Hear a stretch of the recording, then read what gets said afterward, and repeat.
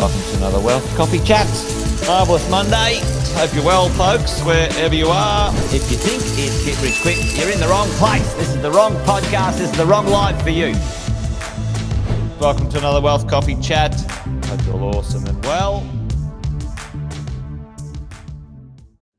Hello. Good morning, everyone. A few of you up and at it this morning. Good to see you here. Hey, Kevin, how are you, mate? All the way from Florida. Give us a shout out in the chat if you're there.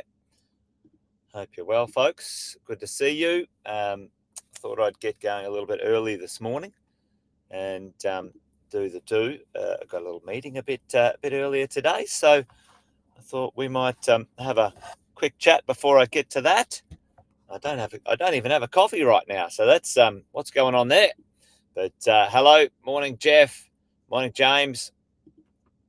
Good to see you. Someone in the Facebook land behind the veil. Morning to you, whoever that is. Great to see you here, folks. It's awesome to have you on this morning. Thankful Thursday. Hey, listen, I thought we might have a quick chat this morning a little bit about the idea of who's ever heard the conversation, the saying, you make your money when you buy, which, hey, buying a good property is a great move. But I think it's the most important thing, the thing that's made most people the most wealth when it comes to real estate investing, folks, is what you do after you purchase the property. And that's what I'm going to quickly talk about today. So let's dive into it. Let's have a conversation about the idea of what happens when we get involved in buying a piece of real estate. What do we do before and what do we do after? So a few of you online right now, so get involved in the chat if you can as we get rolling. But what do you do? What should we do before we buy a property, folks?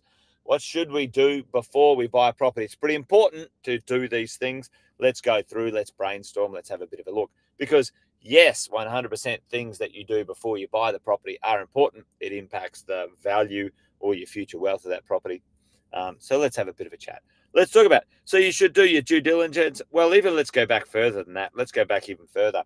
You should collect some knowledge, about investing. You should have a plan. You should do your due diligence. You should do your numbers.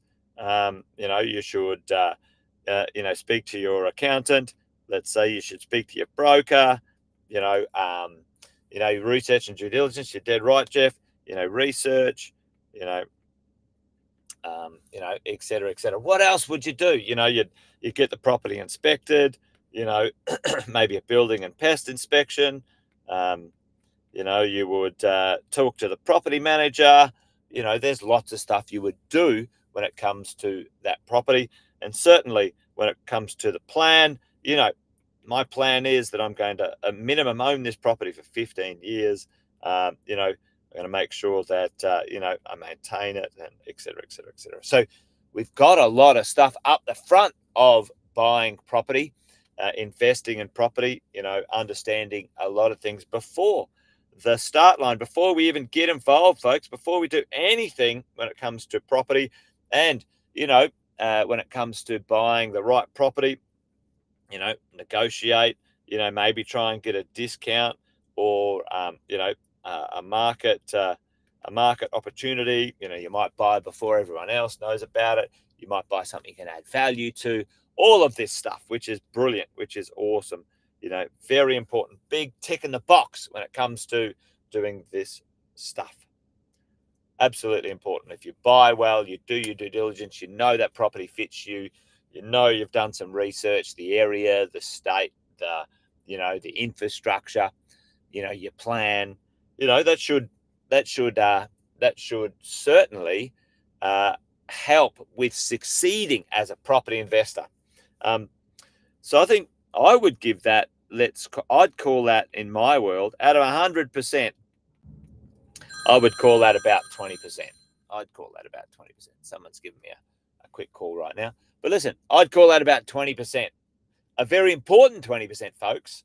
But where does the wealth come? Like this saying that you make your money when you buy. Not in residential real estate investing. That's not You know, it's certainly part of it, but it's certainly not as big a deal as people make out. Let's talk about after. Let's talk about after. What are the things after we've got to do? What are the important things after we've got to do, folks? What are those things?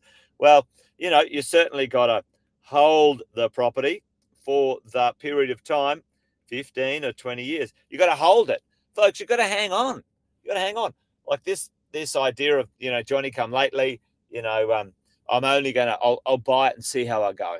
So many people go, I'll buy a cheap one and see if I like it. Don't do anything like that. That's stupid. And listen, I've done that myself too. So, you know, I'm telling you right now, I thought that was a safe way to go about investing.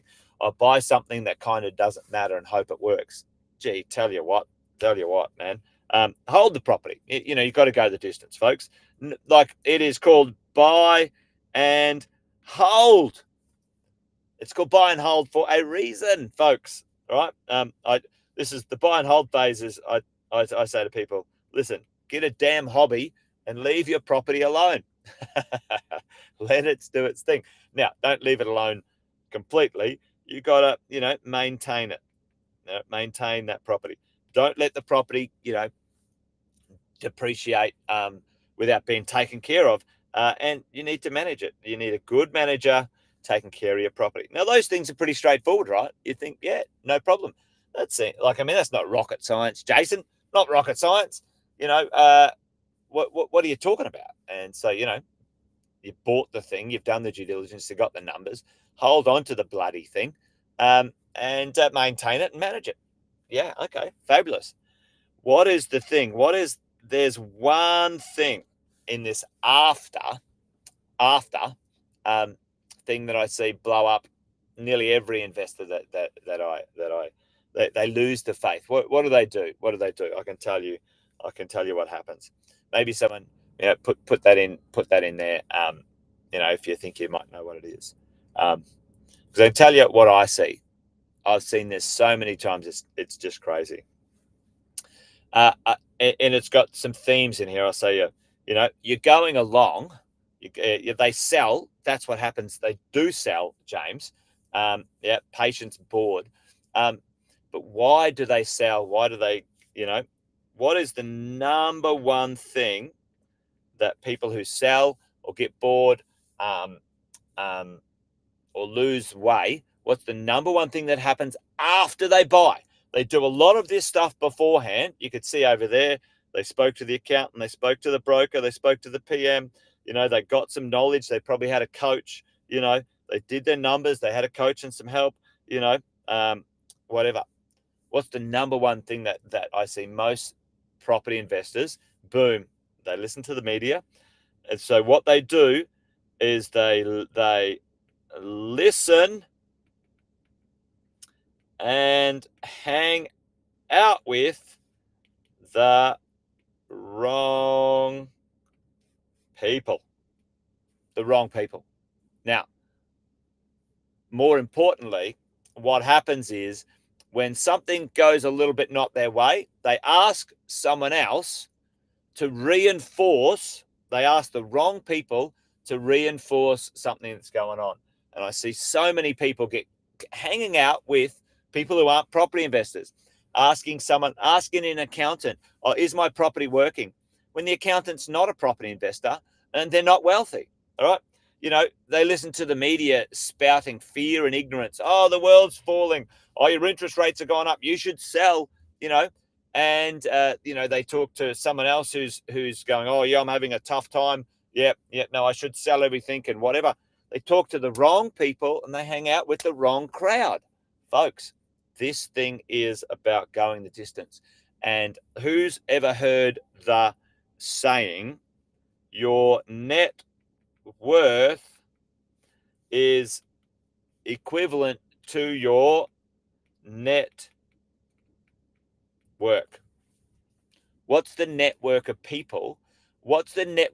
If you had a problem as an investor, would you talk to someone who's going to reinforce your fears, folks?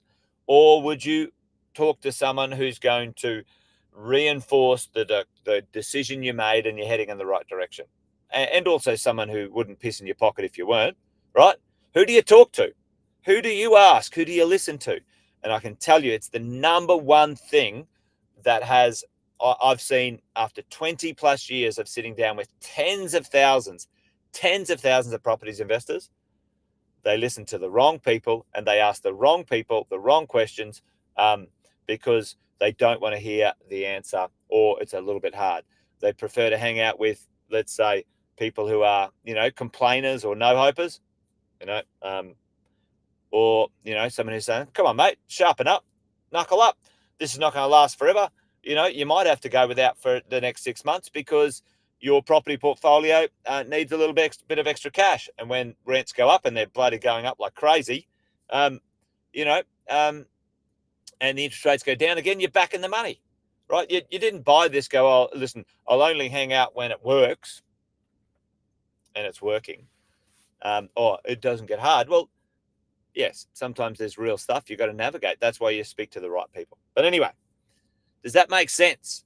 Your net worth is equal to your network. Who's the network of people that you rely on when things are a bit tough, when you need the answer to a good question, or you need a good question asked so you can find a good answer?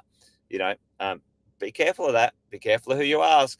Be careful of who you hang out with, because, folks, whether you like it or not, your network is a direct reflection of what your net worth is going to be. Anyway, there you go. That's it today. That's it. It's a short wealth coffee chat from me today, folks. I'm going to call it there. Hopefully that made sense. Listen to the right people and you'll be wealthy. All right. The challenge is, who's the right people? Well, that's why you hang out with myself and Sam and the coaching team, because we help you navigate that as well. If you don't have a coach, you should get one. End of story. Anyway, there you go, folks. That's it. Done and dusted. Take care. See you tomorrow around about the same time. You guys know the drill. We get together at 8:10, or around about 8:10, and we'll do it again. Till then, team, take care. Done and dusted. Bye for now. Welcome to another Wealth Coffee Chat. Marvellous Monday. Hope you're well, folks, wherever you are. If you think it's Get Rich Quick, you're in the wrong place. This is the wrong podcast. This is the wrong life for you. Welcome to another Wealth Coffee Chat. Hope you're all awesome and well.